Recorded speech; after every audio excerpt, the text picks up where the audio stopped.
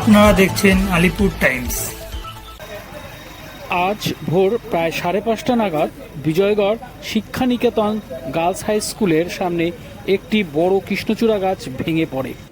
গাছটি সংলগ্ন সিএসসির কাছে থাকা একটি লাইট পোস্টে আঘাত করলে সেখানে থাকা হাই টেনশনের বিদ্যুতের তার ছিঁড়ে মাটিতে পড়ে যায়। ঘটনায় এলাকায় আতঙ্ক ছড়িয়ে পড়ে এবং সাময়িকভাবে বিদ্যুৎ সরবরাহ ব্যাহত হয়। স্থানীয়দের অভিযোগ, ঘটনার প্রায় 2.5 ঘন্টা পরে কলকাতা মিউনিসিপ্যাল কর্পোরেশনের কর্মীরা ঘটনাস্থলে পৌঁছয় এবং ভেঙে পড়া গাছটি কেটে সরান। পরে বিদ্যুৎ দপ্তরের কর্মীরা বিদ্যুৎ সংযোগ স্বাভাবিক করেন।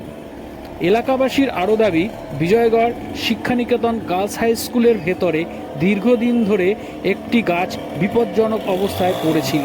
বিষয়টি নিয়ে স্কুল কর্তৃপক্ষ ও স্থানীয় কাউন্সিলরকে একাধিকবার জানানো হলেও কোনো ব্যবস্থা নেওয়া হয়নি বলে অভিযোগ।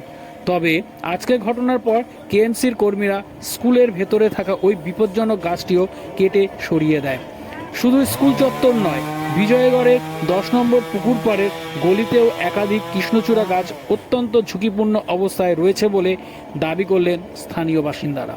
তাদের আশঙ্কা, প্রবল বৃষ্টি বা ঝোড়ো হাওয়ায় গাছগুলি ভেঙে পড়লে বড় ধরনের দুর্ঘটনা ঘটতে পারে।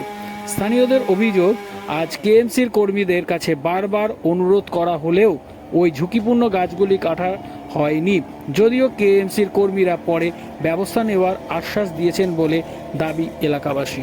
তবে অতীতেও এ ধরনের আশ্বাস মিলেছে বলে উল্লেখ করলেন বাসিন্দারা।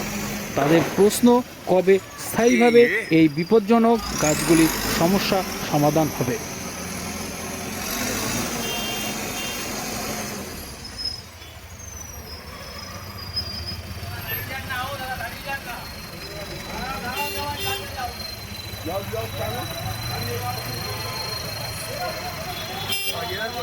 এখানে আসবে